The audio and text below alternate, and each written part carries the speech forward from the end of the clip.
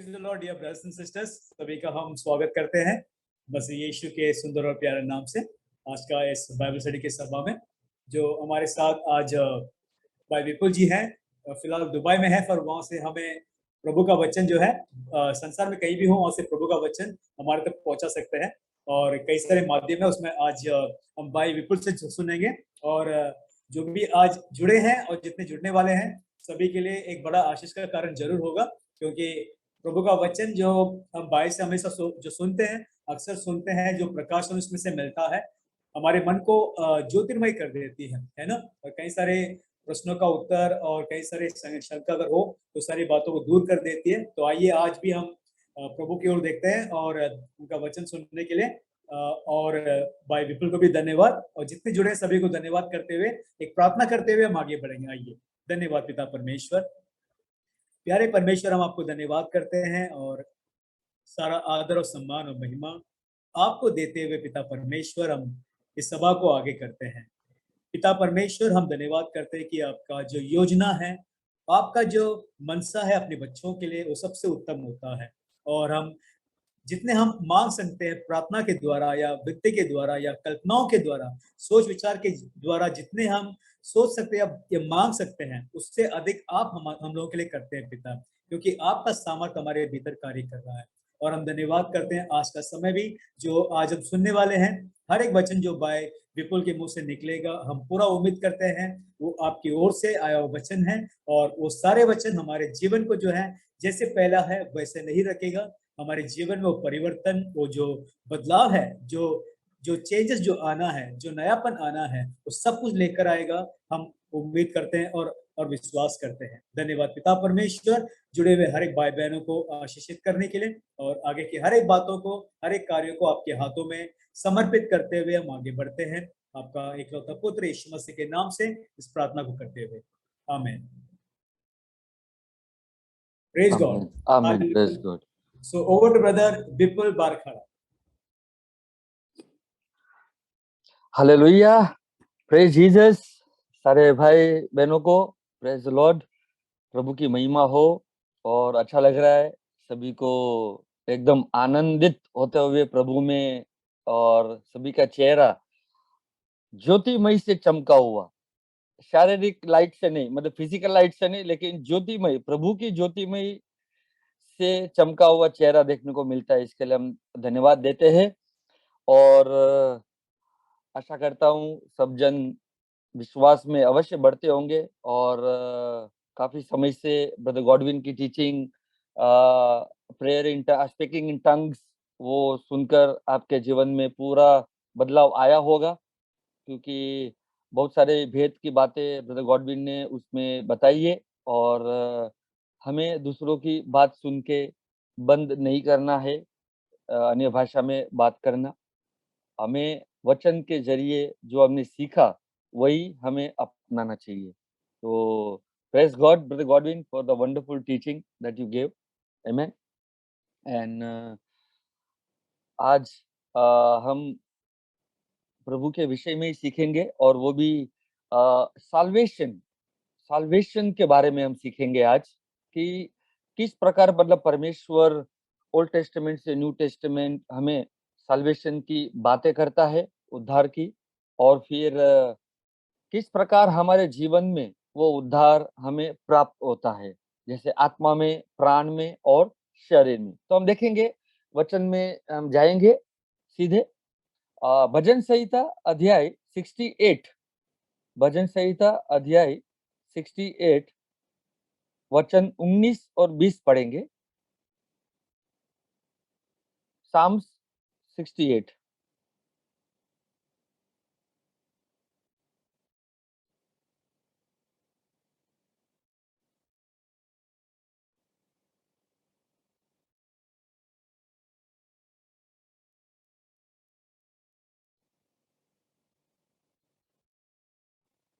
हाँ जी, praise God. वचन 19, धन्य है प्रभु जो प्रतिदिन हमारा बोझ उठाता है। तो हम प्रभु को धन्यवाद दे सकते हैं, क्योंकि वो हमारा प्रतिदिन क्या उठाता है? बोझ उठाता है।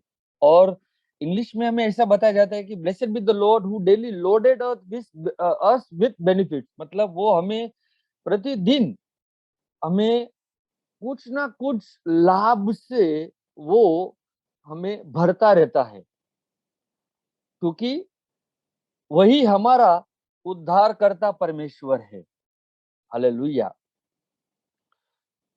तो जब तक हम ये बोझ और जो भी हम हमारे जीवन में गुजर रहे हैं, हम ये बोझ प्रभु को देना चाहिए, और क्योंकि वो प्रभु हमारा बोझ जो लेता है, ताकि वो हमें उसके बदले में उसके बेनिफिट्स, मतलब उसके फायदे, जो भी प्रभु का फायदा है वो हमें भरपूरता से देता है, क्योंकि वही हमारा उद्धारकर्ता परमेश्वर है। आमेन। भजन संहिता हम 69 में जाएंगे। भजन संहिता 69 वर्स 13। थोड़े हम जरा वचन देखेंगे। 69 वर्स 13, 13।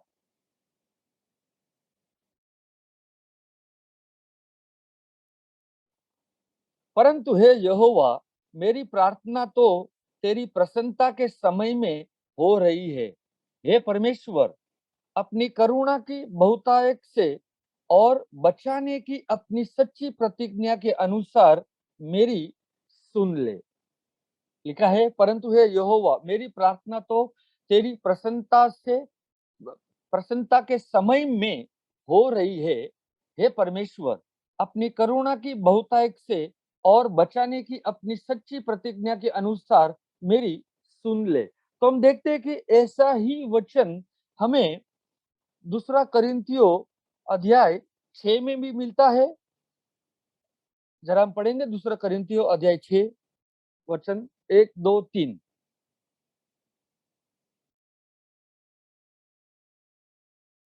वचन 1, हम जो परमेश्वर के सहकर्मी है, यह भी समझाते हैं कि उसका अनुग्रह जो तुम पर हुआ उसे व्यर्थ ना जाने दो।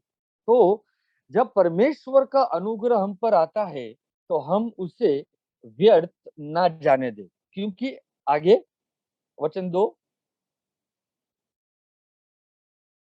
क्योंकि वो तो कहता है, अपनी प्रसन्नता के समय में मैंने तेरी सुन ली।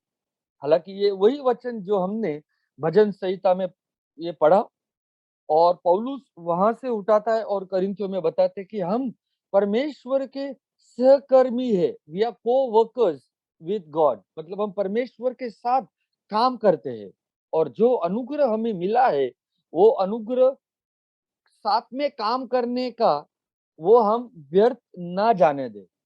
हालेलुया। फिर, क्योंकि वो तो कहता है, अपनी प्रसन्नता के समय में मैंने तेरी सुन ली, और उद्धार के दिन मैंने मैंने तेरी सहायता की। देखो, अभी वो प्रसन्नता का समय है। देखो, अभी वह उद्धार का दिन है। हालेलुया। तो परमेश्वर हमें उद्धार हर वक्त देता है, क्योंकि उद्धार परमेश्वर की ओर से आता है। वो मेरी सहायता करता है उद्धार देने में, और जो मेरा बोझ है वो ले लेता है, और मुझे वो भर से, मतलब ही ही लोडेड, मतलब जैसे एक गन में बुलेट लोड की रहती है, फुल्ली लोडेड, वैसा परमेश्वर का उद्धार जो है वो हमारे जीवन में फुल्ली लोडेड है विथ बेनिफिट्स, मतलब उसके फायदे बहुत है। उद्धार के फायदे बहुत ही है। उद्धार का अर्थ, जैसे हम आगे और भी देखेंगे, मतलब ये समझेंगे कि उद्धार का अर्थ क्या है। ओके, लेकिन अ, परमेश्वर यह कहता है कि मैंने तेरी सुन ली अपनी प्रसन्नता के समय में, और उद्धार के दिन में मैंने तेरी सहायता की है। देखो, अब भी वो प्रसन्नता का समय है, और देखो अब भी वो उद्धार का दिन है। हालेलुया। तो उद्धार का दिन परमेश्वर के नजर में उस दिन से था जब यीशु मसीह इस वक्त जब वो पृथ्वी पे आए। लेकिन हालांकि परमेश्वर ने उद्धार मतलब ओल्ड टेस्टामेंट में भी किया है, मतलब बचाया है लोगों को, चंगाई भी किया है, तो हमें वो देखने को मिलता है। लेकिन जैसे-जैसे परमेश्वर भविष्यवक्ताओं के द्वारा बातें करता था, ताकि हमें ये समझ आए कि कौन-सा वचन किस प्रकार मतलब कहाँ पर कहा गया, ताकि वो वचन जब पूरा हो, तो हमें मतलब परमेश्वर के पूरे वचन का ज्ञान मिले। हालेलुया! और वचन 3 पढ़ेंगे हम लोग।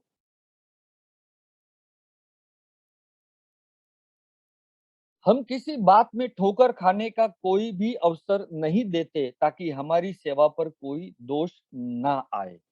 हालेलुया! जो मनुष्य परमेश्वर के साथ सहकर्मी होकर काम करता है, अनुग्रह इसलिए दिया गया ताकि जहाँ पर भी हम जाए वहाँ पर उद्धार लोगों को मिले। और इसीलिए हाँ, जो सेवा प्रभु ने हमें दी है, वो सेवा ठोकर खाने के कारण कुछ मतलब हमारी सेवा को क्या बोलते ठोकर खाने के कारण हमारी सेवा बंद ना हो जाए या कोई दोष ना लगा है। हालेलुया! और इसीलिए हमें ये समझना ज़रूरी है, गिविंग नो ऑफेंस मतलब ना ही मैं ठोकर खाता हूँ और ना ही मैं किसी को ठोकर का कारण बनता हूँ। हालेलुया! ताकि जो प्रभु से आई हुई सेवा जो है, वो दोषी ना बने। हालेलुया! और हमें ये बहुत ही ध्यान रखनी चाहिए जब प्रभु हमें वो सेवा देता है, क्योंकि ये साथ का ही है मतलब जैसे प्रभु के साथ हम काम करते हैं, वो अनुग्रह इसलिए दिया गया ताकि हम उद्धार के विषय में बताएँ। उद्धार लोगों को मिलना चाहिए, उद्धार यीशु मसीह ही है। जैसे-जैसे हम आगे बढ़ते जाएँगे तो हमें समझ आएगी कि कैसा परमेश्वर हमें उद्धार देना चाहता है। आमेन। ओके। हम यशायाह अध्याय 12 वचन 2 पढ़ेंगे। यशायाह का अध्याय 12 वचन 2।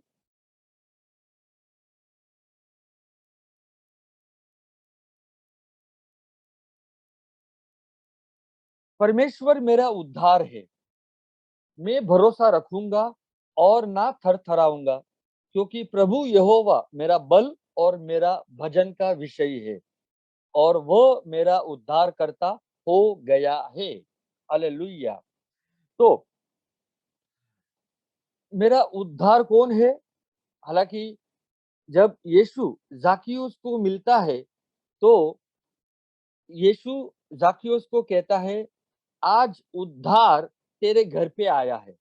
वो ये नहीं कहता यीशु कि आज मैं तेरे घर पे आ रहा हूँ, लेकिन जाकियुस को कहता है उद्धार तेरे घर पे आया है।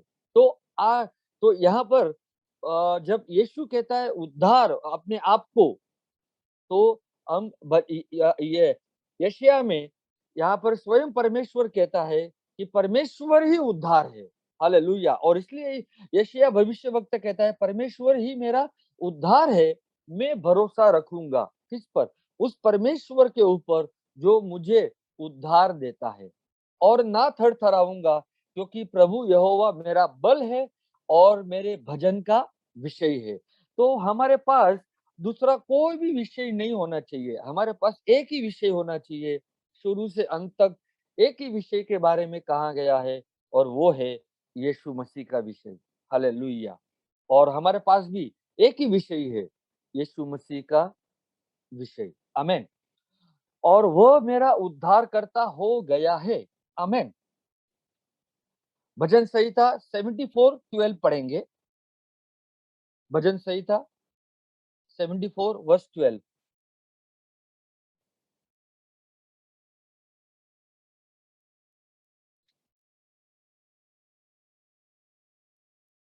परमेश्वर तो प्राचीन काल से मेरा राजा है, वो पृथ्वी पर उद्धार के काम करता आया है। हालेलुया! तो आप देखिए कि किस प्रकार मतलब परमेश्वर प्राचीन काल से तो वो हमारा राजा ही है। स्वर्ग और पृथ्वी का वो निर्माण करने वाला परमेश्वर वो राजा है। इसके लिए यीशु कहता है मैं ही राजा हूँ, पिलातुस को कहता है। आमीन। लेकिन वो पृथ्वी पर उद्धार के काम करता आया है। तो जैसे परमेश्वर उद्धार का काम करता आया है, वो आज भी करेगा उद्धार का काम, और वो कल भी करता रहेगा उद्धार के काम।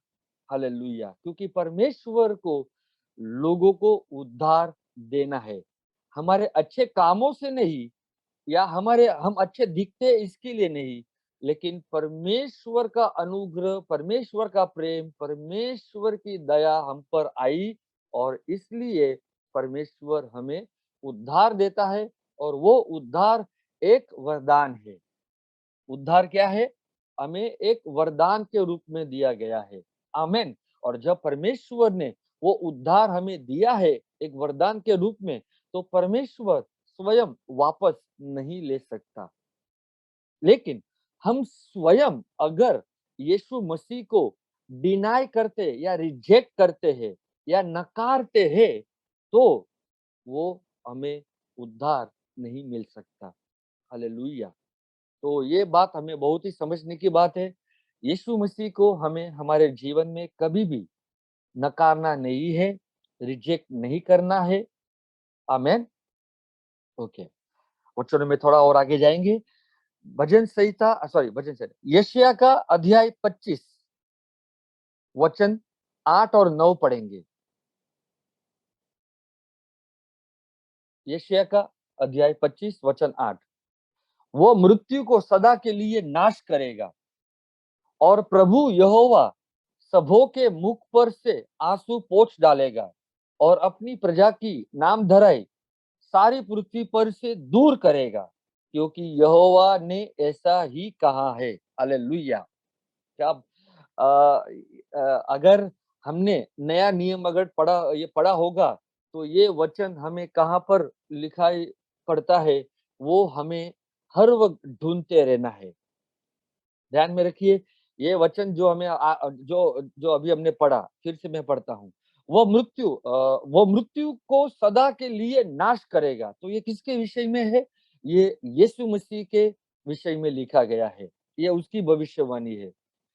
वो मृत्यु को सदा के लिए नाश करेगा, और प्रभु यहोवा सबों के मुख पर से आंसू पोंछ डालेगा, और अपनी प्रजा के नाम धराई सारी पृथ्वी पर से दूर करेगा, क्योंकि यहोवा ने ऐसा ही कहा है।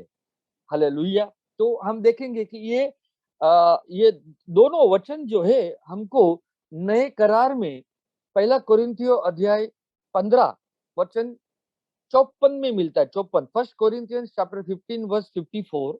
हम वापस आएंगे यशायाह में। First Corinthians chapter 15 54। और जब यह नाशवन अविनाश को पहन लेगा, और यह मरणहार अमरता को पहन लेगा, तब वह वचन जो लिखा है पूरा हो जाएगा, जय ने मृत्यु को निगल लिया। हालेलुया! तो ये वचन पौलुस जो है वो यशायाह में से उठाकर कोरिन्थियों में लिखता है और कहता है, और यह जब नाशवंत अविनाश को पहन लेगा, और यह मरणहार अमरता को पहन लेगा। ये कब समय की बात है?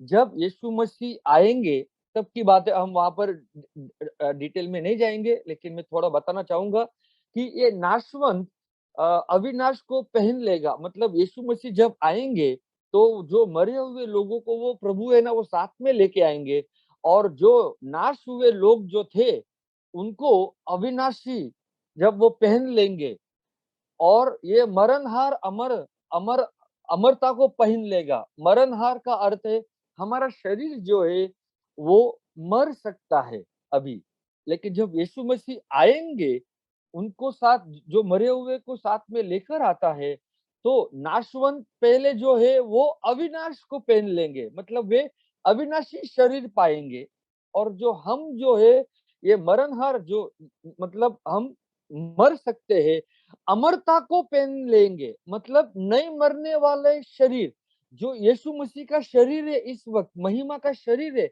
वो जब हम पहन लेंगे, तब वो वचन जो लिखा है पूरा हो जाएगा, जय ने मृत्यु को निगल लिया। जय ने मृत्यु को निगल लिया। हालांकि अभी तक जय ने मृत्यु को नहीं निगल लिया है हमारे जीवन में। हालांकि यीशु मसीह ने ये काम कर दिए हैं। यीशु मसीह ने पाप और मृत्यु के ऊपर जय प्राप्त किया और इसीलिए यीशु मसीह ने जीवन से मृत्यु को जय प्राप्त किया। हालेलुया! मतलब जीवन ने मृत्यु पर जय प्राप्त किया। हालांकि आज हम देखते हैं मृत्यु जीवन के ऊपर जय प्राप्त कर रही है, लेकिन जब यीशु मसीह आएंगे तब नाशवंत अविनाश को पहन लेंगे, लेकिन मरणहार जो हमारा शरीर अभी मरणहार है, और जब यीशु मसीह आ गए तो हमारा शरीर का रूपांतर होकर अमरता का शरीर हमें मिलेगा और वही महिमा का शरीर है जो यीशु मसीह के पास है। हालेलुया! तब ये वचन जो लिखा है वो पूरा हो जाएगा। जय ने मृत्यु के ऊपर विजय प्राप्त की। हालेलुया! आमीन। और हम ये रेवलेशन अध्याय 7 वचन 17 पढ़ेंगे। रेवलेशन अध्याय 7 वचन 17।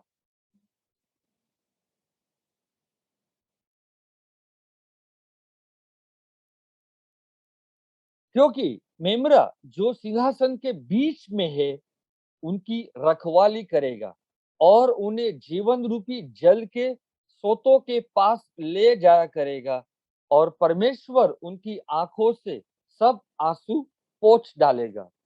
हालेलुया! बहुत सारे लोग ये वचन स्वर्ग में जाने की बात के बाद का ये लेते हैं। मुझे बताइए, स्वर्ग में तो रोना है ही नहीं। हम स्वर्ग में रोने वाले नहीं है। हालेलुया! और ये ये वचन उस वक्त का है जब यीशु मसीह इस पृथ्वी पे आए, तब से जब वो उन्होंने प्रचार किया सुसमाचार, और उसके बाद हम देखते हैं कि यीशु मसीह ही हमारी आंखों से आंसू को पोंछता है। हालेलुया! क्योंकि जब इंग्लिश में पढ़ते हैं, for the lamb which is in the midst of the throne shall feed them and shall lead them unto living fountains of waters and God shall wipe away all tears from their eyes। तो ये मेमना जो है वो कब की बात है? इसके लिए यूहन्ना बपतिस्मा देने वाला कहता है कि देखो, ये परमेश्वर का मेमना है जो हमारे पापों को ले लेगा। हालेलुया! तो मेमना जो सिंहासन के बीच में है, तो जहां पर भी प्रभु गए वो मतलब सिंहासन का अर्थ ये है कि जहां पर भी प्रभु यीशु गए वहां पर वो अधिकार और सामर्थ्य में चले। और इसलिए यीशु ये भी कहते अपना यशायाह का वचन में ये भी क्या मतलब कहा गया है कि स्वर्ग मेरा सिंहासन है और पृथ्वी मेरी पैरों की चौकी है। तो आज आप और मैं भी जहां पर भी चलते हैं, हम प्रभु के उपस्थिति में ही है, सामने है, सिंहासन में है, सिंहासन के सामने है। आमीन। तो हमें ये सब आत्मा में समझने की जरूरत है। आमीन। ओके। और उन्हें जीवन रूपी जल के सोतों के पास ले जाया करेगा। तो हमें ये जीवन रूपी जो जल है वो कहाँ से मिलता है? हमें यीशु मसीह के क्रूस पे से ही मिलता है। क्योंकि जब मेमने की बात आती है तो मेमने का अर्थ हो जाता है क्रूस, और क्रूस पर मतलब यीशु मसीह क्रूस पर मरे, दफनाया गया और मरकर जी उठे। हालेलुया! और वो जीवन जो जीवन मतलब देने वाला परमेश्वर है वो यीशु मसीह है। आमीन। और परमेश्वर उनकी आंखों से सब आंसू पोंछ डालेगा। तो ये स्वर्ग में आंसू नहीं पोंछेंगे प्रभु। प्रभु हमारी आंखों में मतलब आंसू जो है वो पृथ्वी पे आते हैं तो वो हमारी मतलब हमारे आंसुओं को पोंछता है। आमीन। ओके। और थोड़ा आगे जाएंगे वचन में। यशायाह का अध्याय 25 वचन 9 पढ़ेंगे। वचन 9। उस समय यह कहा जाएगा, देखो हमारा परमेश्वर यही है, हम इसी की बाट जोते आए हैं कि वह हमारा उद्धार करे। यहोवा यही है, हम उसकी बाट जोते आए हैं, हम उससे उद्धार पाकर मगन और आनंदित होंगे। आमीन।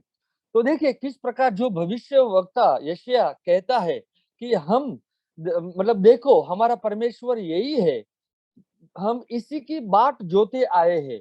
तो जब ये मतलब यशायाह 700 साल बाद जो लोग बाट जो रहे हैं मसीहा की, किस विषय में लिख रहा है कि जो हमारा यहोवा उद्धार करने वाला है, वो उद्धार करेगा। यहोवा यही है, हम उसकी बाट जोते आए हैं। हम उससे उद्धार पाकर मगन और आनंदित होंगे। आमीन। तो जब हमें ये विश्वास होता है कि सचमुच यहोवा ने हमें उद्धार दिया है, तो हम उसमें आनंद होने चाहिए। हम उसमें मतलब मग्न होने चाहिए। आमीन। आज आज मैं देखता हूँ लोगों को डर है कि सचमुच उन्हें उद्धार मिला है या नहीं मिला। लोग जब देखते जब मैं ये प्रश्न पूछता हूँ कि आपको अभी भी ये डर है कि आप स्वर्ग जाओगे या नहीं जाओगे, तो उन्हें अभी भी ये डर है। तो फिर मैंने कहा कि यीशु मसीह का सुसमाचार डर का सुसमाचार है या शांति का सुसमाचार है? तो जब परमेश्वर ने हमें उद्धार दिया है, तो उस उद्धार में हमें आनंद रहना चाहिए। हम उसमें मग्न होना चाहिए। आमीन। तो ये डर का सुसमाचार प्रभु यीशु का नहीं है और इसीलिए लोगों को अभी तक मतलब 100% कॉन्फिडेंस नहीं है कि क्या मुझे उद्धार मिला है या नहीं मिला। जब उद्धार मिला है, तो हमें ये कॉन्फिडेंस, ये आत्मविश्वास आना ज़रूरी है और मुझे ये ये मतलब चिंता करने की भी ज़रूरत नहीं है कि मैं स्वर्ग में जाऊँगा या नहीं जाऊँगा, लेकिन मुझे ये विश्वास है कि ये विश्व क्योंकि यीशु मसीह में भरोसा रखने से मुझे अनंत जीवन प्राप्त होता है और जब मेरा नया जन्म हुआ है, तो मैं ऑलरेडी स्वर्गीय स्थानों में बैठा हूँ, उस सिंहासन के ऊपर, जहाँ पर यीशु मसीह विराजमान है, तो वहाँ से मुझे अधिकार और सामर्थ्य इस पृथ्वी पे चलाना है। हालेलुया! तो मुझे ये डर होना ही नहीं चाहिए और इसीलिए यशायाह क्या कहता है, उस समय यह कहा जाएगा, उस समय। देखो, हमारा परमेश्वर यही है। इसके लिए देखिए कि जब यीशु मसीह उस क्रूस पे मरे और जभी मतलब मर मतलब मतलब जब वो मर गए थे, तो एक सैनिक ने भाला फेंका, ये देखने के लिए कि चाहे वो जिंदा है या नहीं, लेकिन भाले से पानी और लहू बहा और फिर उसने कहा सचमुच ये ही परमेश्वर का पुत्र है। हालेलुया! तो हमारा परमेश्वर यही है। हम इसी की बाट जोते आए हैं कि वो हमारा उद्धार करे। यहोवा यही है, हम उसकी बाट जोते आए हैं, हम उससे उद्धार पाकर मग्न और आनंदित होंगे। आमीन। तो जब उद्धार हमें प्राप्त होता है, तो अवश्य हम मग्न और आनंदित ही होने चाहिए। आमीन। तो अब देखें आगे कैसे-कैसे हमें किस प्रकार में उद्धार मिला है। आमीन। तो हम देखेंगे ये यशायाह 43:11 पढ़ेंगे। यशायाह का 43:11 यशायाह का अध्याय 43 और वचन 11 मैं ही यहोवा हूँ और मुझे छोड़ कोई उद्धार करता नहीं। आमीन। मैं ही यहोवा हूँ और मुझे छोड़ कोई उद्धार करता नहीं, कोई बचाने वाला नहीं। यहोवा ही है। हम किसी और के पास जा ही नहीं सकते। हम पहले बहुत सारे किसी और के पास गए, लेकिन हमें वहां से कुछ भी नहीं मिला। लेकिन यीशु मसीह में आने के बाद हमें सर्वश्रेष्ठ हमें जीवन मिला है। हालेलुया! हमारा हृदय परिवर्तन हो रहा है। हमारे मन के विचार बदल रहे हैं। हालेलुया! आमीन। तो इसीलिए हम देखें कि हमें जब यीशु मसीह मिला है, तो हम उसी के अनुसार चलना है। उस उजियाले में चलना है, ताकि अंधकार हमारे जीवन से निकलता जाए। जितना उजियाला आएगा, जितना प्रकाश पड़ेगा, उतना धीरे-धीरे हमारे जीवन से अंधकार निकलते जाएगा। हालेलुया! इसके लिए पौलुस एफिशिएंट चर्च को क्या प्रार्थना करता है कि let the eyes of their understanding be open. मतलब जो उनकी समझ है, उस समझ में उनकी मतलब समझ की आँखें खुल जाए आपके प्रकाशमय ज्योति से। हालेलुया! तो हमारा परमेश्वर उद्धार करता है और उसके सिवाय कोई भी नहीं है जो हमें वो बचा सकता है। आमेन। ओके। बट यशायाह 45, 21, 22 पढ़ेंगे। यशायाह का 45।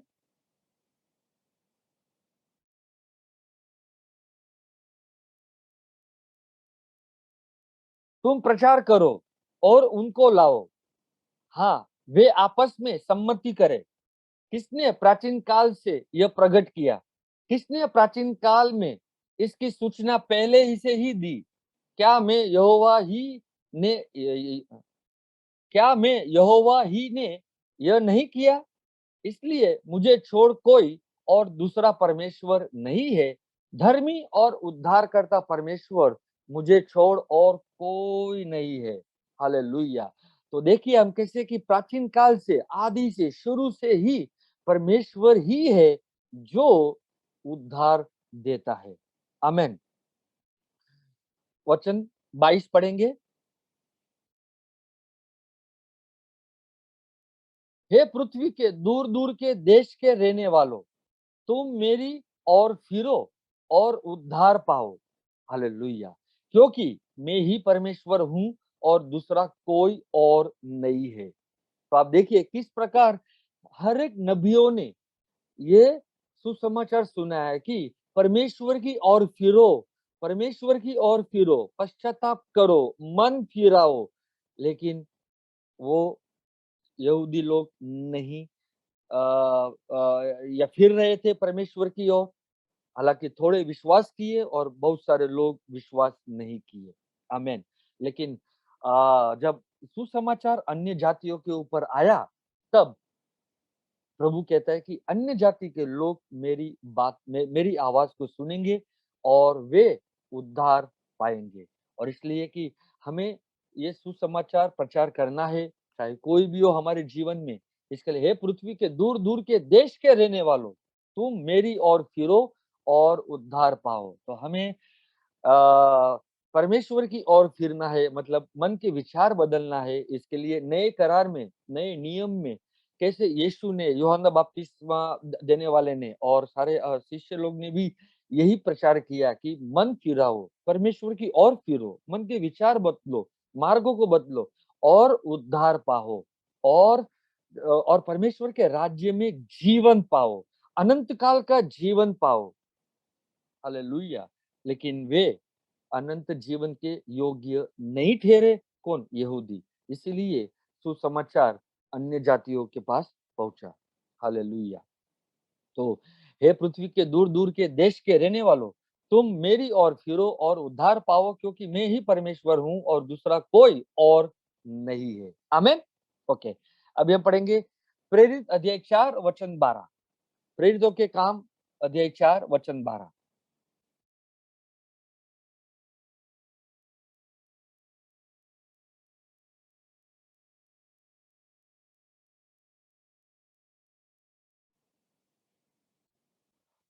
किसी दूसरे के द्वारा उद्धार नहीं, क्योंकि स्वर्ग के नीचे मनुष्य में और कोई दूसरा नाम नहीं दिया गया जिसके द्वारा हम उद्धार पा सके। हालेलुया। तो उद्धार का अर्थ, जैसे कि हम देखते हैं कि हमें प्रभु बचाता है, हमें चंगाई देता है, हमें मुक्ति देता है, हमें रखता है, संभाले हुए रखता है और हमें संपूर्ण भागों में वो चंगाई करता है, हमें शांति भी देता है। हालेलुया। तो किसी भी किसी दूसरे के द्वारा उद्धार नहीं। मतलब जब ये प्रेरितों के काम लिखता है लूकास, तो हम देखते हैं कि व्यवस्था में उद्धार नहीं है, कोई और नबियों में उद्धार नहीं है और और कोई भी मनुष्य के नाम में उद्धार नहीं है, लेकिन केवल यीशु मसीह के नाम में उद्धार है। इसके लिए स्वर्ग के नीचे मनुष्य में और कोई दूसरा नाम नहीं दिया गया जिसके द्वारा हम उद्धार पा सके। तो हमें उद्धार यीशु मसीह देता है, क्योंकि उद्धार ही यीशु मसीह स्वयं है। आमेन। तो अभी हम देखेंगे कि हमें किस प्रकार, मतलब किस भागों में हमें उद्धार मिलता है, मतलब मिला है। हमें एफिसियों का अध्याय 2 में जाएंगे। एफिसियों का अध्याय 2 वचन 8 और 9 पढ़ेंगे।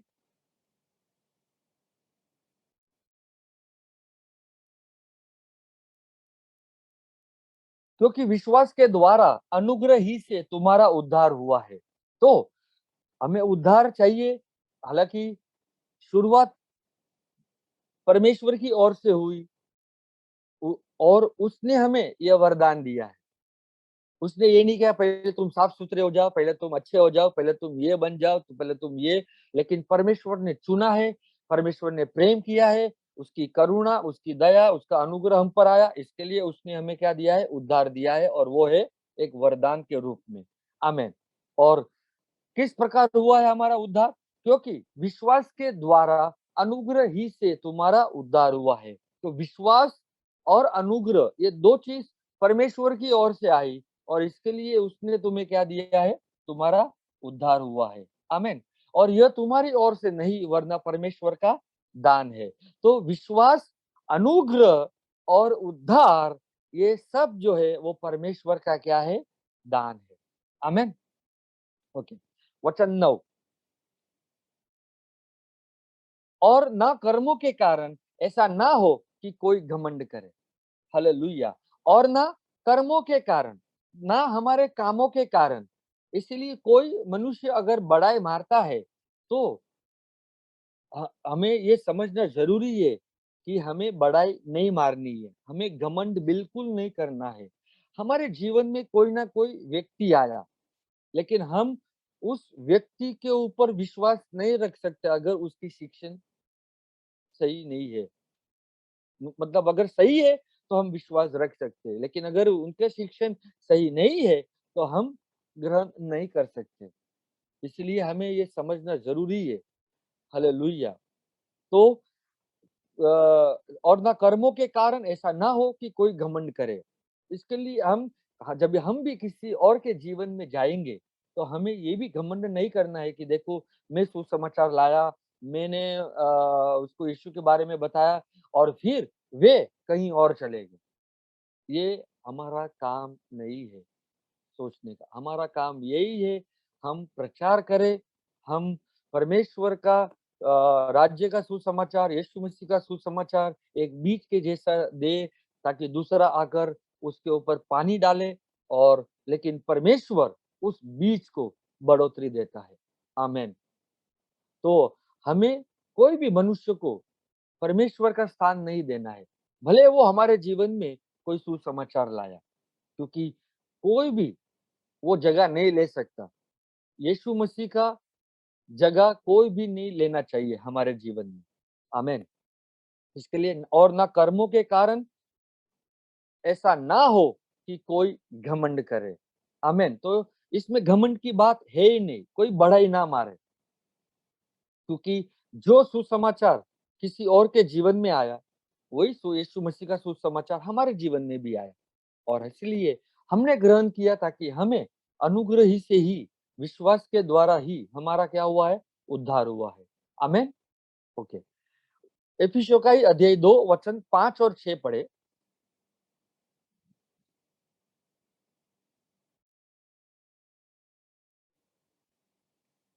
जब हम अपराधों के कारण मरे हुए थे, तो हमें मसीह के साथ जिलाया, अनुग्रह ही से तुम्हारा उद्धार हुआ है। हालेलुया। तो हम देखें यहाँ पर कि किस प्रकार हम अपराधों के कारण क्या थे? मरे हुए थे। तो हम सब किस में थे? हम सब जन आदम में थे, और आदम ने जो अपराध किया, उस अपराध के कारण वो पाप में मरा, मतलब पाप के द्वारा मृत्यु आई। हालेलुया। पाप के द्वारा क्या आई? मृत्यु आई। तो आप, तो पाप किया किसने? पाप आदम ने किया। हालेलुया। तो हम सब जन किसमें थे? आदम में थे। तो हमने भी अपराधों के कारण क्या थे? हम भी मरे हुए थे। मतलब जब आदम ने पाप किया, तो वो आत्मा में मर गया। इसका मतलब ये था कि आत्मिक आंखें बंद हुई और शारीरिक आंखें खुल गई। और इसलिए आत्मिक ज्ञान धीरे धीरे, देखिए हम कि मतलब मतलब पूरा बंद होते गया, किसी को समझ नहीं आने लगी, लेकिन सब जन शारीरिक हो गए। इसके लिए परमेश्वर कहता है उत्पत्ति 6 में कि all man has become now flesh, मतलब सब जन मनुष्य वो शारीरिक बन गए। और इसलिए मतलब मसीह हमारे जीवन में आना जरूरी है ताकि हमारी आत्माओं को क्या करे, वो जिंदा कर सके। हालेलुया। तो जब हम अपराधों के कारण मरे हुए थे तो हमें मसीह के साथ जिलाया। किसके साथ जिलाया? मसीह के साथ। तो मसीह हमारे जीवन में आया और मसीह ने सबसे पहले जो आत्मा मरी थी उसको क्या किया? जिंदा किया। तो हमारी आत्मा का क्या किया? उसने उद्धार किया है। आमेन। तो हमारा आत्मा क्या है? हमारा आत्मा जो है वो बच गया है। आमेन। तो ये समझना जरूरी है। पाप के द्वारा मृत्यु आई, लेकिन हम देखते हैं कि जब कोई मनुष्य मरता है तो जब कोई मनुष्य मरता है तो हम ये नहीं बोलते कि वो पाप के द्वारा मरा, लेकिन ये सुनने में आता है वो हार्ट अटैक से मरा, वो कैंसर से मरा, वो कोई बीमारी से मरा। हालेलुया। क्योंकि पाप और मृत्यु के बीच में बीमारी, रोग है और उसके द्वारा मृत्यु आई। हालेलुया। और हम देखते हैं यीशु मसीह ने जब पाप ले लिए तो शरीर में जब जो कोड़े खाए तो वो बीमारी, रोग, तकलीफें, वो सब कुछ उसने से मतलब सब कुछ उसने उस क्रूस पे ली ताकि हमें चंगाई मिले। हालेलुया। और मृत्यु ली ताकि हमें जीवन मिले। आमीन। और यहाँ पर हम देखते हैं कि हमारा आत्मा का जो उद्धार हुआ है वो यीशु मसीह ने किया, क्योंकि मसीह ने हमें जिलाया। वचन 6 पढ़ेंगे। और मसीह यीशु में उसके साथ उठाया। किसके साथ उठाया? मसीह यीशु में उसके साथ उठाया। तो उसने ये मतलब उसने हमें जिंदा करने के बाद छोड़ नहीं दिया है, लेकिन उसने हमें उसके साथ उठाया और स्वर्गीय स्थानों में उसके साथ बैठाया। उठाया इसके लिए ताकि वो तुम्हें स्वर्गीय स्थानों में बिठा सके, क्योंकि हम हमारे अपने आप से कुछ भी नहीं कर सकते, क्योंकि प्रभु का अनुग्रह, प्रभु की दया, प्रभु का प्रेम हमें चाहिए। और उसके द्वारा और जितना हम समझेंगे उतना हम यीशु मसीह के विषय में और भी गहराई में समझते जाएंगे। हालेलुया। आमीन। और मसीह यीशु में उसके साथ उठाया और स्वर्गीय स्थानों में उसके साथ बिठाया। तो जब मेरा नया जन्म हुआ तो ऑलरेडी मुझे उसके साथ स्वर्गीय स्थानों में बिठाया है। क्यों बिठाया? ताकि वहां से मैं राज करूं, अधिकार जमाऊं, सामर्थ्य में चलूं इस पृथ्वी पे, ताकि जो कुछ भी मेरे विरुद्ध आ रहा है शैतान से, उसका मैं उसके कामों को मैं नाश करता रहूं। हालेलुया। आमीन। तो यहाँ पर देखिए कि किस प्रकार अभी हमारा आत्मा का उद्धार हुआ है। हालांकि हमें मुझे एक जरा और एक वचन लेना था। पहला को या अपना पहला थेस्सलोनियन अध्याय 5 वचन 23 पढ़ेंगे। पहला थेस्सलोनियन अध्याय 5 वचन 23 पढ़ेंगे। शांति का परमेश्वर आप ही तुम्हें पूरी रीति से पवित्र करे। शांति का परमेश्वर आप ही तुम्हें पूरी रीति से क्या करे? पवित्र करे। ताकि मतलब हम हमारे ताकत से हम पवित्र नहीं प्राप्त कर सकते, पवित्रता नहीं प्राप्त कर सकते, लेकिन शांति का परमेश्वर जो यीशु मसीह है उसने हमें पूरी रीति से पवित्र बनाया है। हालेलुया। पवित्र आत्मा इसके लिए दिया गया ताकि हम पवित्रता में चले, पवित्र बने, ताकि हम प्रभु को देख सके। आमीन। और तुम्हारी आत्मा, यहाँ पर देखिए 3 विषय लिखा है। और तुम्हारी आत्मा और प्राण और देह हमारे प्रभु यीशु मसीह के आने तक पूरे पूरे और निर्दोष सुरक्षित रहे। हालेलुया। तो ये 3 चीज जो है, जैसे आत्मा, प्राण और देह, हमारा शरीर, ये तीनों चीज जो है वो क्या है? हमारे यीशु मसीह के आने तक पूरे पूरे और निर्दोष सुरक्षित रहे। मतलब निर्दोष होने चाहिए और सुरक्षित होने चाहिए। इसके लिए ये शरीर जो है वो बहुत ही हमारे लिए महत्व है, इम्पोर्टेंट है। हालेलुया। कोई बोलते हैं यार शरीर तो कोई व्यर्थ, मतलब मिट्टी से आया मिट्टी में जाएगा। ऐसा नहीं सोचना है हमें। मिट्टी में जाने वाला था, इसके लिए प्रभु ने हमें उस मिट्टी में से बाहर निकाला है।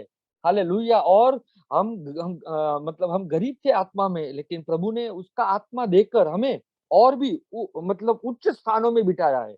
हालेलुया। क्यों बिठाया? ताकि हम प्रभु के आने तक हम ये हमारा प्राण हमारा आत्मा, हमारा प्राण, हमारा शरीर, ये तीनों जो है वो निर्दोष और सुरक्षित रहे। हालेलुया। इसके लिए शरीर महत्व है। इसके लिए हमारे शरीर को हमारा मतलब हमें ध्यान रखना जरूरी है। आमीन। जैसे प्रभु ने कहा, तुम्हारे हृदय को तुम्हें ध्यान रखना चाहिए। गार्ड योर हार्ट, मतलब तुम्हारे हृदय को तुम सुरक्षित रखो। कैसे? प्रभु के वचन से। आमीन। वचन रखना जरूरी है हमारे हृदय में। तो वैसे ही हमारे शरीर की भी हमें देखभाल करनी जरूरी है। हालेलुया। तो ये देखिए, हम यहाँ पर तीनों चीज जो है वो महत्वपूर्ण है। आत्मा, प्राण और देह हमारे प्रभु यीशु मसीह के आने तक पूरे पूरे और निर्दोष सुरक्षित रहे। और इसलिए हमने जो वचन लिया था पहला कोरिन्थियों 15 का, जैसे नाशवंत शरीर अविनाशी को पहन लेगा और मरणहार अमरता को पहन लेगा। हालेलुया। मतलब मरने वाला शरीर जो है वो नहीं मरने वाला शरीर को पहन लेगा। आपको एक साधारण भाषा में बताता हूँ, ये मरने वाला शरीर जो है वो न मरने वाला शरीर को पहन लेगा। तब वो वचन पूरा होगा कि हे मृत्यु, कहाँ है तेरा डंक? हालेलुया। और हम उस ये जीवन से, यीशु मसीह के जीवन से, पुनरुत्थान का जीवन से हम मृत्यु को निगल लेंगे या जय प्राप्त करेंगे। हालेलुया। तो ये समझने की बात हमें बहुत ही मतलब ज़रूरत है। हालाँकि सब कुछ समझना ज़रूरी है धीरे-धीरे। तो जैसे हमने एफिसियों में पढ़ा कि हमारा आत्मा का उद्धार हुआ है, तो हम देखेंगे अभी किस प्रकार हमारा अभी प्राण का उद्धार होता, मतलब दैट मीन्स मतलब किस प्रकार होता है। अ, याकूब का अध्याय 1 वचन 21 में जाएँगे। याकूब का अध्याय 1 वचन 21।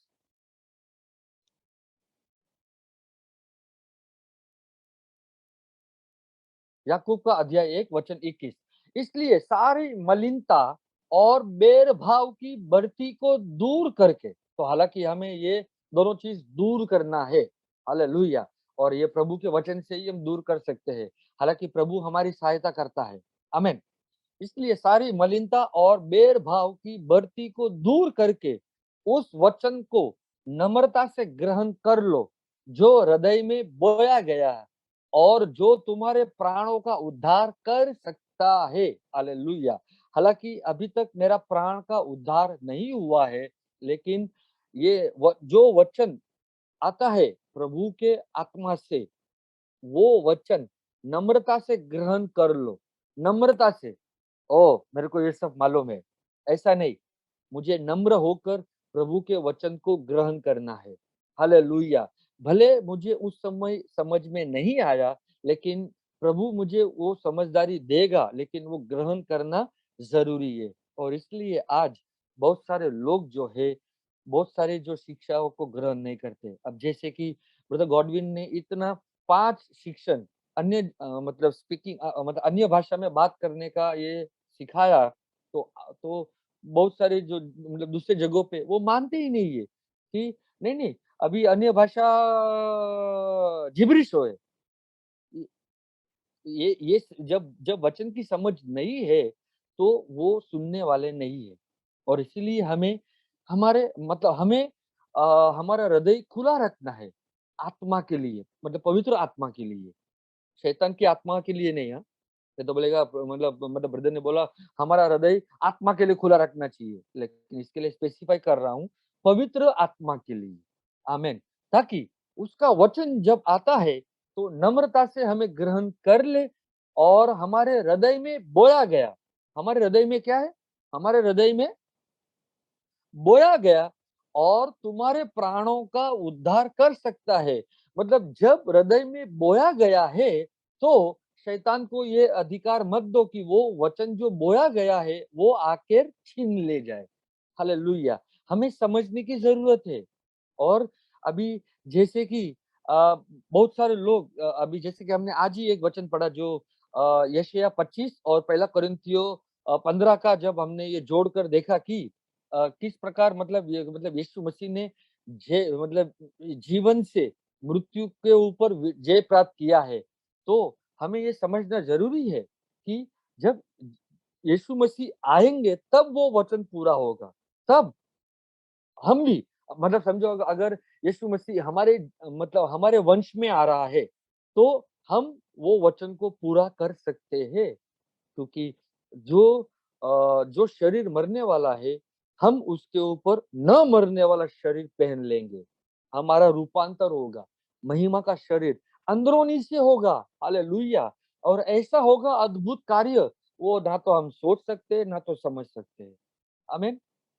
तो ये वचन ग्रहण करना ज़रूरी है, क्योंकि पहला कोरिन्थियों अध्याय 15 वचन 26 जब हम लोग पढ़ते हैं, तो वहाँ पर ऐसा लिखा गया है कि हमारा अंतिम बैर्य या हमारा अंतिम दुश्मन मृत्यु है।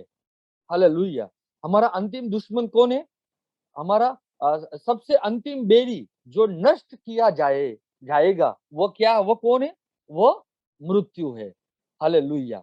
तो इसलिए जब यीशु मसीह आता है और उनको जो मरे हुए को लेकर आता है, पहले तो उन्हें वो ये अविनाशी शरीर मिलेगा और उसके बाद हम जो जिंदा है, हम न मतलब अमरता का शरीर पहन लेंगे। हालेलुया! और तब ये वचन पूरा होगा। सबसे अंतिम बेरी जो नष्ट किया जाएगा वो कौन है?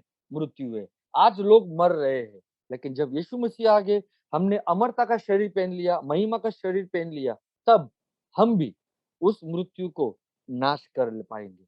हालेलुया!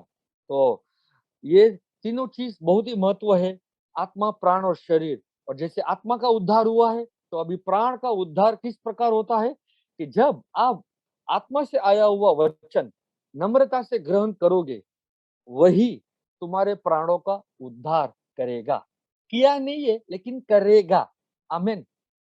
तो जैसे-जैसे आप वचन को ग्रहण करते हो, तो आपके प्राण में जो मन मन इच्छा और भावनाएँ वो मतलब बदलनी चाहिए। आमीन। ओके।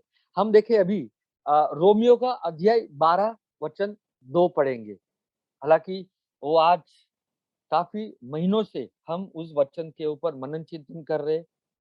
आमीन। हम सुन रहे और हम आज और कुछ नया सीखे। आमीन। इस संसार के सदृश्य ना बनो। तो अभी हम देखें कि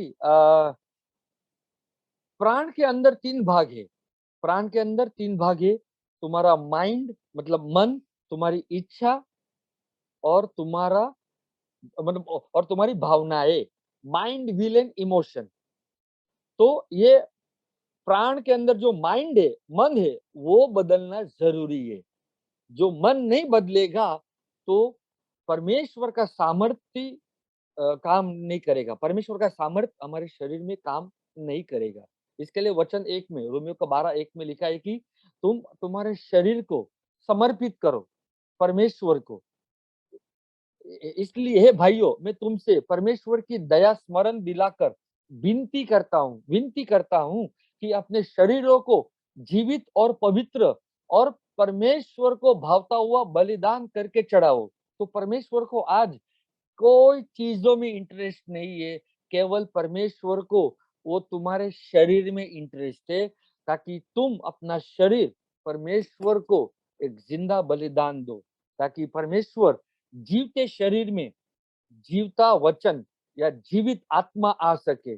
और इसलिए हम परमेश्वर का मंदिर कहलाते हैं, हम परमेश्वर का घर है, हम परमेश्वर के मेंशन है, परमेश्वर का रहने का स्थान मेरा हृदय है। हालेलुया! लेकिन मुझे मेरा शरीर जो है वो परमेश्वर को बलिदान चढ़ाना है, वो और यही तुम्हारी आत्मिक सेवा है। कौन-सी सेवा है? आत्मिक। लोग आराधना करते, लेकिन अपना शरीर ही परमेश्वर को नहीं देते। अगर शरीर परमेश्वर को देंगे, तो हम एक शरीर बनते हैं उस उस यीशु मसीह जो हमारा सिर है। इसके लिए हम ये कहलाते हैं कि we are the body of Christ. हम मसीह के शरीर है। हालेलुया! और हम मसीह के अंग भी है, हम मसीह के मेंबर्स है और हम मसीह हमारा सिर है। हालेलुया! और let Christ be the preeminence in your life. जब मसीह हमारा सिर है, तो वही पहला स्थान लेना चाहिए हमारे जीवन में। आमीन। इसलिए भाइयों, मैं तुमसे परमेश्वर की दया स्मरण दिलाकर विनती करता हूँ। तो पौलुस रोमियो को परमेश्वर की दया स्मरण कर मतलब करवाता है, उसको उसको उसको याद दिलाकर वो ये विनती कर रहा है कि अपने शरीरों को जीवित और पवित्र और परमेश्वर को भावता हुआ बलिदान करके चढ़ाओ। हालेलुया। परमेश्वर को क्या अच्छा लगता है? परमेश्वर को यही अच्छा लगता है कि आप अपना शरीर परमेश्वर के कामों के लिए दे, ताकि आप परमेश्वर के गुलाम हो जाए, आप धार्मिकता के गुलाम हो जाए, लेकिन शैतान के नहीं और दुष्ट कामों के नहीं। आमेन। वचन 2 पढ़ेंगे।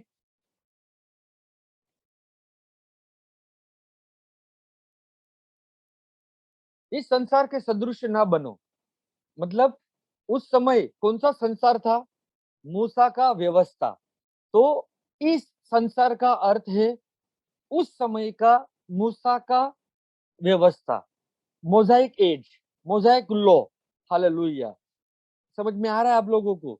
इसके लिखा है इस संसार, सारा संसार नहीं लिखा है, इस संसार के सदृश ना बनो, मतलब व्यवस्था के अनुसार आप मत चलो, क्योंकि अगर व्यवस्था में चलोगे तो आप अपने मन के विचार नहीं बदल पाओगे, क्योंकि परंतु तुम्हारे मन के नए हो जाने से तुम्हारा चाल चलन भी बदलता जाए। हालेलुया। तो हमारा चाल चलन किस प्रकार बदलेगा? हमारे मन के विचार किस प्रकार बदलेगा?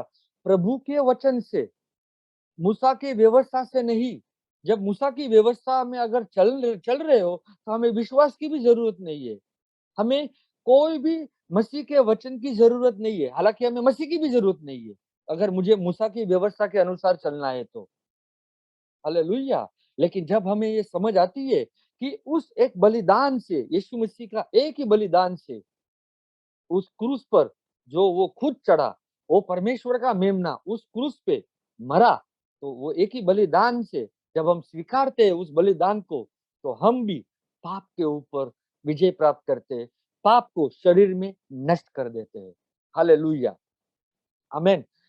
तो ये इस संसार के सदृश ना बनो, परंतु तुम्हारे मन के नए हो जाने से तुम्हारा चाल चलन भी बदलता जाए, जिससे तुम परमेश्वर की भली और भावती और सिद्ध इच्छा अनुभव से मालूम करते रहो। तो परमेश्वर की परफेक्ट इच्छा क्या है? संपूर्ण इच्छा यही है कि तुम व्यवस्था में ना जाओ और तुम्हारे मन के विचार तुम बदलो। हालेलुया। तो जैसे जैसे मेरा मन के विचार बदलते जाएंगे, तब मेरा प्राण का उद्धार होते जाएगा। हालेलुया। क्योंकि अब तक मेरा प्राण का उद्धार नहीं हुआ है, लेकिन जैसे जैसे मन के विचार बदलता हूं, तो अवश्य है कि मेरा प्राण का उद्धार होते जाएगा। आमेन। और इसलिए देखिए, हम मतलब ज्यादातर मतलब समस्या दूसरों को बदलने में ही है, मतलब दूसरे के मन नहीं बदल रहे, या कई बार मतलब हमारे मन भी नहीं बदलते। हालेलुया। लेकिन हमें प्रभु के वचन से मन बदलना जरूरी है, हमारे मन के विचार बदलना जरूरी है। इसके लिए बाइबल कहता है कि we have the mind of Christ. कोरिन्थियों में ऐसा लिखा है कि हमारे पास, हम में मतलब हम में मसीह का मन है। तो जब मसीह का मन और मेरा मन एक होएगा, तब ही वो मन मेरा बदल रहा है। लेकिन जब मसीह का मन और मेरा मन एक नहीं है, तब मेरा तब वहां पर वो गढ़ है, उस गढ़ को तोड़ने के लिए प्रभु का वचन की जरूरत है, और उससे और उसके साथ साथ मुझे समझ की भी जरूरत है। अगर मैं वचन को समझूंगा ही नहीं, तो फिर मेरे अंदर वो उजियाला कैसे आएगा? हालेलुया। मेरे अंदर वो निर्णय लेने की शक्ति कैसे आएगी कि सचमुच अभी मुझे व्यवस्था में नहीं चलना है, क्योंकि व्यवस्था से तो मुझे श्राप ही आते हैं, लेकिन मसीह में रहने से ही मुझे आशीष ही आशीष होगा। इसके लिए मैं स्वर्गीय स्थानों में इसलिए बैठा हूँ, ताकि मसीह में रहकर मैं आत्मिक आशीषें हर वक्त प्राप्त करता रहूं, और इस पृथ्वी पे जो कुछ भी जरूरत है उसका रूपांतर हो जाए, ताकि मुझे शारीरिक आशीष भी मिले, मटेरियल भी मिले। क्योंकि इस पृथ्वी पर रहने के लिए जो प्रभु ने मुझे दिया है, ताकि मैं आनंदी से ग्रहण करूं, संतुष्ट होकर अपना जीवन आगे यीशु मसीह में बिताऊं। हालेलुया। तो जब तक मेरा मन नहीं बदलेगा, तो मुझे परमेश्वर की सिद्ध इच्छाओं को मालूम नहीं कर सकूंगा। इसके लिए यीशु जब बगीचे में गेत्सेमनी के बगीचे में जब वो प्रार्थना कर रहा है पिता को कि हे पिता, ये दुख का प्याला मुझसे तू ले ले। 3 बार प्रार्थना की, पिता ने एक बार भी उत्तर नहीं दिया। इसका मतलब ये समझ गया यीशु कि मुझे ये दुख का प्याला लेना ही होगा, लेकिन मेरी इच्छा नहीं, तेरी इच्छा। जब तक मैं मेरी इच्छा नहीं मारूँगा, तब तक परमेश्वर की इच्छा जो राज्य में काम करने के लिए है, वो पूरी नहीं हो पाएगी। इसके लिए आज लोग अपना-अपना राज्य बाँध रहे हैं। लेकिन हमें परमेश्वर का राज्य यहाँ पर हम बांधते हैं पृथ्वी पर। ये समझ के साथ कि मैं मुझे मेरी इच्छाओं को मारना है, मुझे मेरी इच्छाओं को मारना है। इसके लिए यीशु ने अपनी इच्छा मारी और ये कहा प्रभु मेरी इच्छा नहीं, तेरी इच्छा।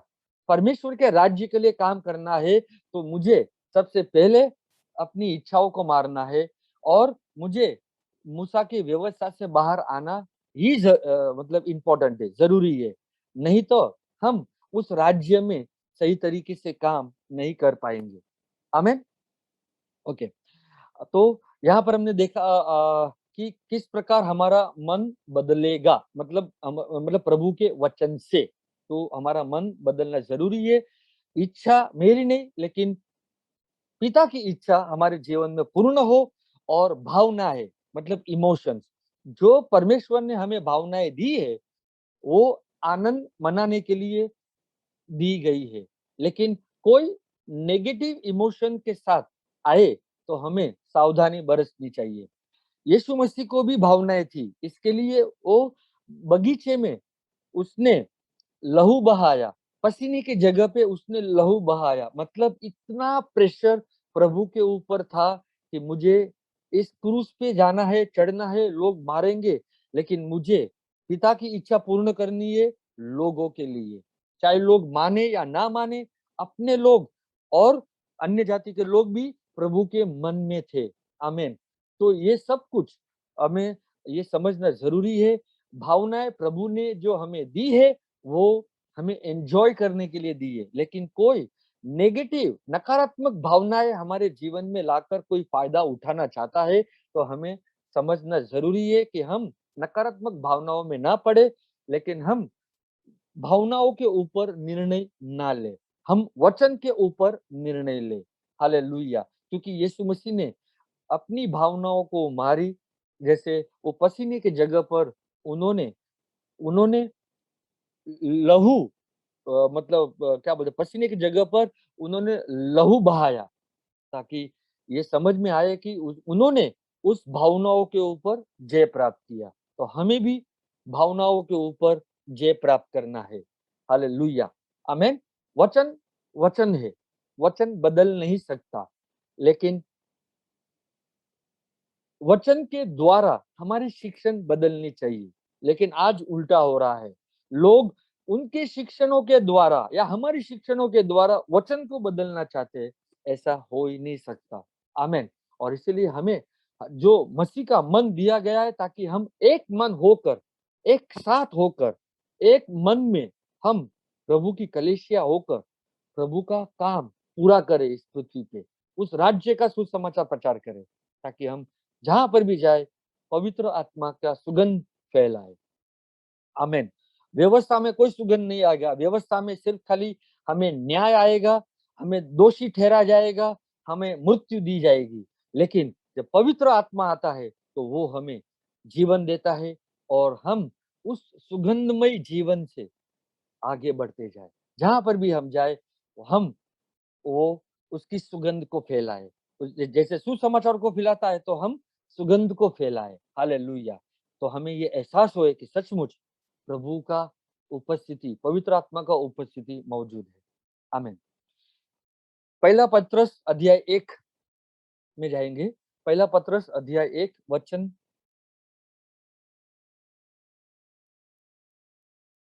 पहला पत्रस अध्याय 1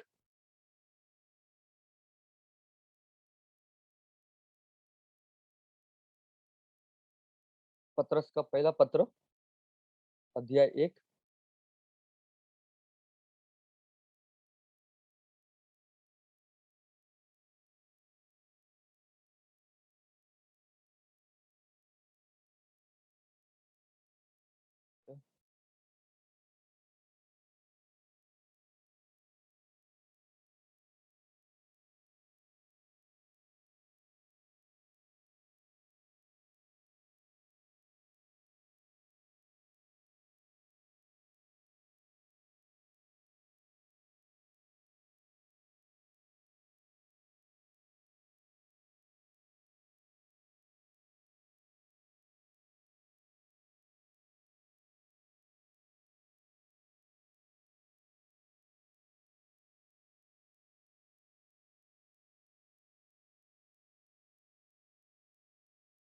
पहला पत्रस अध्याय 1 वचन 9 पढ़ेंगे।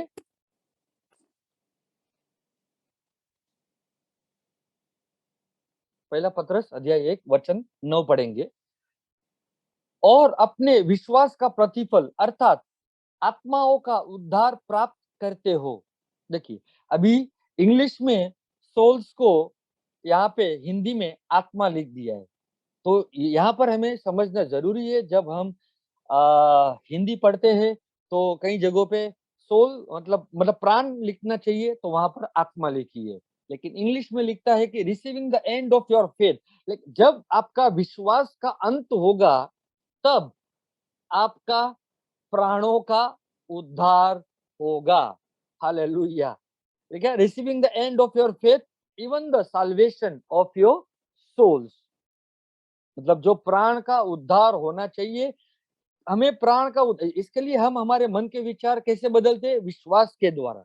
हम विश्वास से चल रहे हैं, हम विश्वास से वचन बोल रहे हैं, क्योंकि भरोसा रख रहे हैं। विश्वास से हम अन्य भाषा में बोल रहे हैं। तो ये समझ हमें चाहिए कि जब मतलब मुझे विश्वास का उपयोग अंत तक करना है, जब तक मुझे मेरे प्राणों का उद्धार ना मिले। हालेलुया। तो अ, अभी हम जाएंगे शरीर का भाग जो बाकी है, रोमियो का अध्याय 8 में जाएंगे।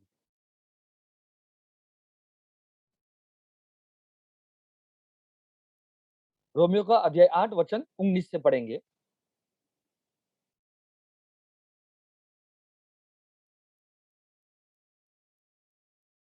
रोमियो का अध्याय 8 वचन 19।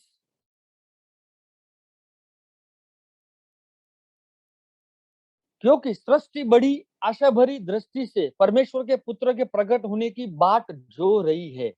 हालेलुया। अभी लोग बोलते हैं जल्दी से जल्द यीशु आए। यहाँ पर तो मतलब 95% जो पूरा वर्ल्ड में ऐसा है कि बस यीशु जल्दी आ रहा है, यीशु जल्दी आ रहा है। लेकिन ये आने से पहले ये तो होना चाहिए कि क्योंकि सृष्टि बड़ी आशा भरी दृष्टि से परमेश्वर के पुत्रों के प्रकट होने की बाट जो रही है। हालेलुया। तो हम परमेश्वर के पुत्र है, और हमारे मतलब हम जो है वो प्रकट होने चाहिए। हमारे अंदर जो पुत्र है, जो यीशु मसीह है, साथ मिलकर हम जो काम कर रहे हैं उस उद्धार का, वो प्रकट होना जरूरी है। हालेलुया। क्योंकि सृष्टि बड़ी आशा भरी दृष्टि से, मतलब सृष्टि एक आशा भरी दृष्टि से, मतलब सृष्टि राह देख रही है, बाट जो रही है परमेश्वर के पुत्रों की। पुत्र नहीं, पुत्रों, मतलब बहुत सारे लोग जो है, जब ये समझ आएगी कि हम परमेश्वर के पुत्र है, तो वे भी यीशु के जैसे चिन्ह चमत्कार करते हैं, तो सब करने लगेंगे। तब देखेंगे कि परमेश्वर के पुत्र की प्रकट होने की बात जो रही है। हालेलुया। तो सृष्टि अभी तक ये राह देख रही है, आमेन, कि कब परमेश्वर के पुत्र जो है वो प्रकट होंगे। आमेन। वचन 20।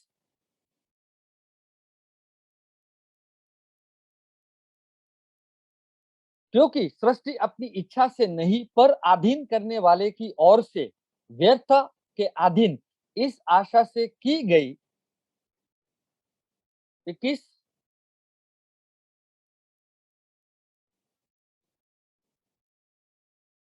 कि सृष्टि भी आप ही विनाश के दासत्व से छुटकारा पाकर परमेश्वर की संतानों की महिमा की स्वतंत्रता प्राप्त करेगी।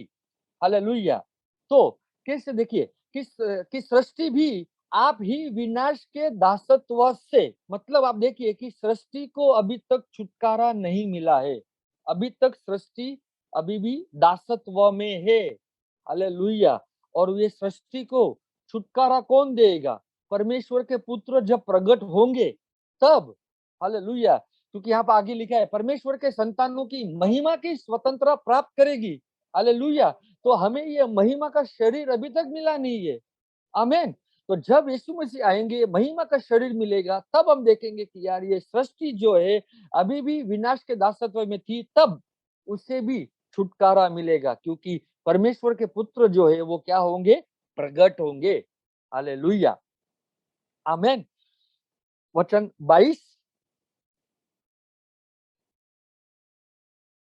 क्योंकि हम जानते हैं कि सारी सृष्टि अब तक मिलकर कराहती और पीड़ाओं में पड़ी तड़पती है। हालेलुया। तो आज सृष्टि क्या कर रही है, इसके लिए आज देखिए कि सृष्टि पे अचानक कुछ भी होता है, कहीं मौसम खराब, कहीं भूकंप, कहीं बारिश, कहीं बाढ़, कहीं अकाल, कहीं बहुत ठंड, कहीं गर्म, ये सब कुछ जो है सृष्टि क्या है, अब तक मिलकर कराहती और पीड़ाओं में पड़ी तड़पती है। जैसे एक गर्भ स्त्री जब बच्चे को जन्म देने से पहले जो पीड़ा में वो गुजरती है, उस प्रकार सृष्टि भी पीड़ा में गुजर रही है, मतलब तड़प रही है कि कब परमेश्वर के पुत्र प्रकट होंगे। हालेलुया!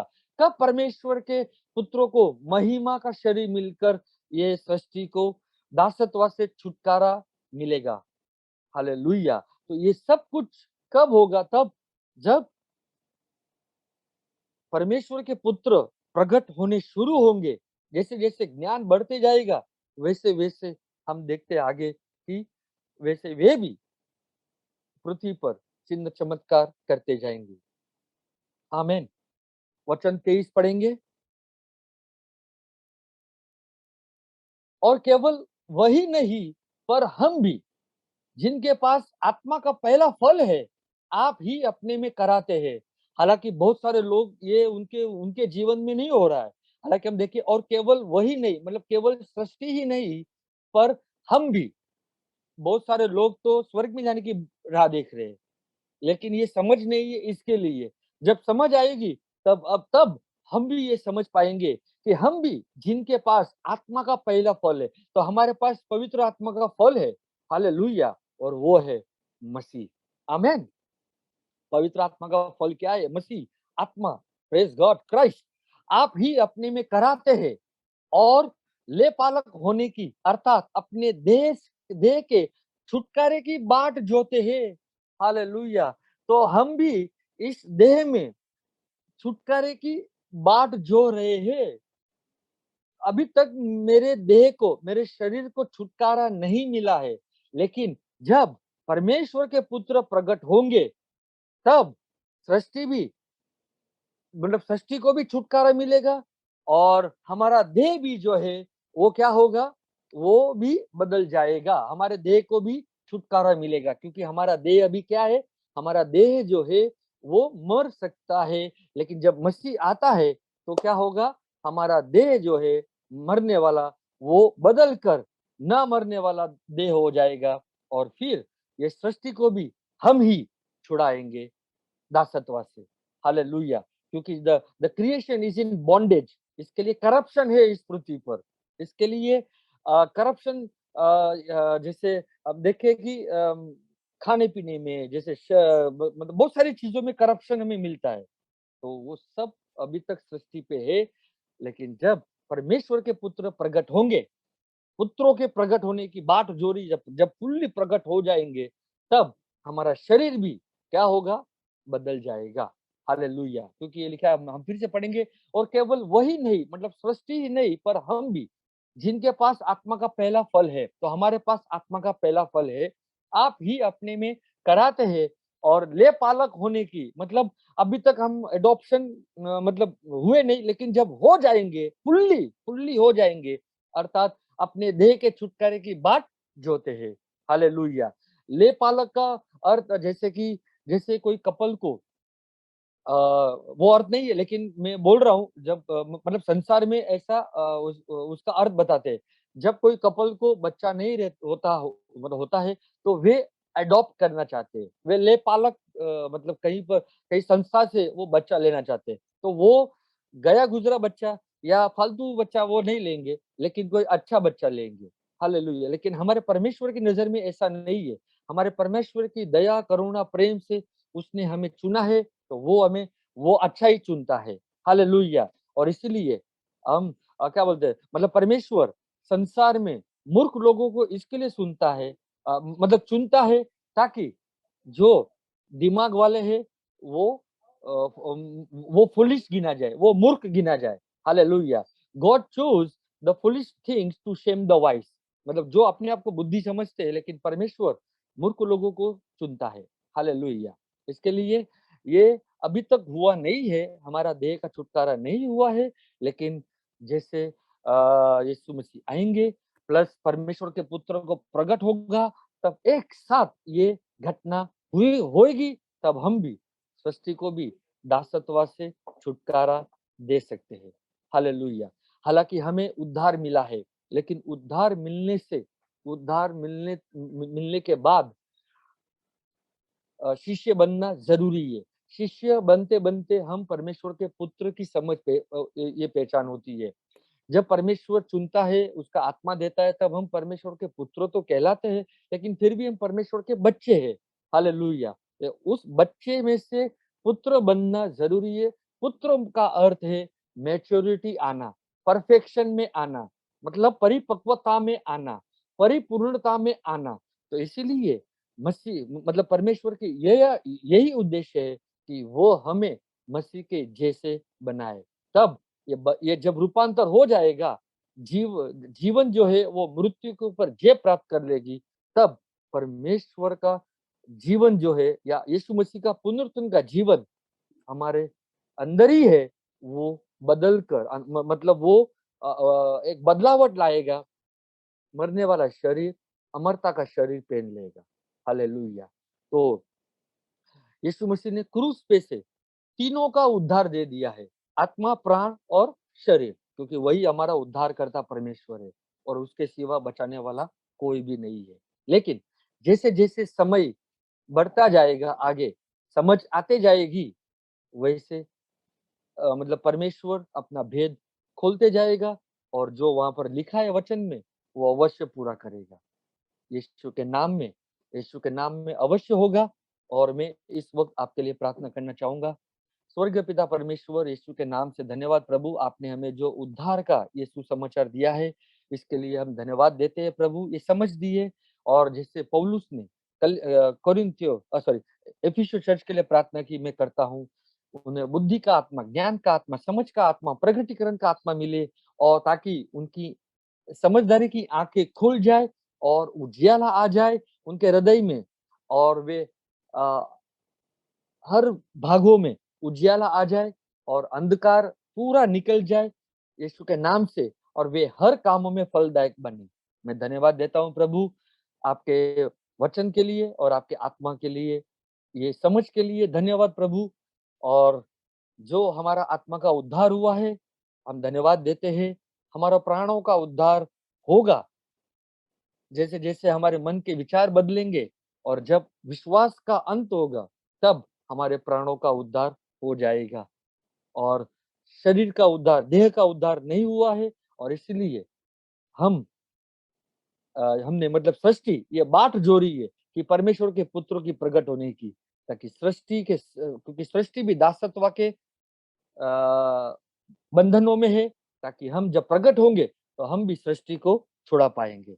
हम धन्यवाद देते हैं प्रभु, हम आपके पुत्र हैं, हमें और भी गहराई में और भी समझ दीजिए, ताकि हमें और भी आपका वचन का ज्ञान मिलता रहे। धन्यवाद देते आपके हर एक आशीष के लिए प्रभु। सारे लोग जो जुड़े और बाद में भी जो सुनेंगे, उन्हें आप आशीषित कीजिए, उनके जीवन में अद्भुत कार्य कीजिए। जो बीमार है वो चंगे हो जाए यीशु के नाम से, जिनकी आर्थिक समस्या है वो नाश हो जाए यीशु के नाम से। हर एक श्राप, हर एक बंधन, हर एक डर, हर एक वेदना नष्ट हो जाए यीशु नासरी के नाम से। मैं तुम्हारे शरीर को चंगाई की घोषणा करता हूँ। अगर कोई भी दर्द, कोई भी बुखार, कोई भी शरीर, कोई भी सर्दी अगर है शरीर में, वो निकल जाए यीशु नासरी के नाम से, क्योंकि प्रभु हम आपके शरीर है और आप हमारे अंदर निवास करते हो, तो आपका शरीर बीमार नहीं होना चाहिए। धन्यवाद देते हैं प्रभु ये आशीष देने के लिए। जिनकी आंखें, शारीरिक आंखें जो तकलीफ में है, वो चंगी हो जाए यीशु नासरी के नाम से। मेरे कान खुल जाए, गूंगे बोलने लगे, अपाई चलने लगे, रोग, कमजोरी की आत्मा निकल जाए यीशु नासरी के नाम से। और मैं धन्यवाद देता हूँ प्रभु आपके आशीष के लिए। इस वक्त अपनी आंखों को बंद करके ये जो प्रार्थना हमने की आप स्वीकारे, चंगाई स्वीकारे, प्रभु यीशु मसीह का जीवन स्वीकारे। धन्यवाद देते हैं प्रभु यीशु मसीह को। उस क्रूस को ताकते रहिए इस वक्त, ताकि वहीं से आपको आशीष मिले। हर एक श्राप टूटे यीशु के नाम से। धन्यवाद प्रभु। हर एक बंधन टूटे, डर का आत्मा निकले, अविश्वास निकले यीशु नासरी के नाम से। और मैं धन्यवाद देता हूँ प्रभु आपके हर एक आशीष के लिए, चंगाई के लिए छुए प्रभु इस वक्त आपकी आत्मा के द्वारा, इस वक्त छुए प्रभु। हम आपकी महिमा करते, आपका जय जयकार करते। धन्यवाद प्रभु शिक्षण देने के लिए और शिक्षण समझाने के लिए भी। आपकी महिमा हो, आपका जय जयकार हो। जो भी आपसे आया हुआ प्रभु वही समझ आए, मनुष्य का कुछ भी नहीं, मनुष्य कोई भी घमंड ना करे, बड़ाई ना मारे, क्योंकि प्रभु हम आपकी महिमा करने आए हैं। सो आदि से अंत यीशु मसीह ही है। धन्यवाद प्रभु। हमें हमारी सहायता करे, कमजोरी के ऊपर जय प्राप्त करे, और प्रभु हम तैयार है, हम उस मृत्यु जो हमारा अंतिम बेरी है उसे नष्ट करने के लिए भी। प्रभु हमें वो विश्वास दीजिए हमारे हृदय में, हम वो चित्र देखें कि सचमुच हमें जीवन ही जीना है। हमें उस हृदय में मृत्यु का चित्र नहीं देखना है, हमें उस हृदय में पुनरुत्थान का का चित्र देखना है। जो मसीह आप मरे हुए में से बाहर आए, वैसे हम आपने भी हमें मरे हुए में से भी जिलाया है। हमारा प्राणों का उद्धार करेगा, जैसे जैसे हमारी सोच बदलेगी और हमारा देह भी उद्धार पाएगा। यीशु के नाम में हम ये प्रार्थना करते हैं, आमीन। God bless you and Jesus loves you.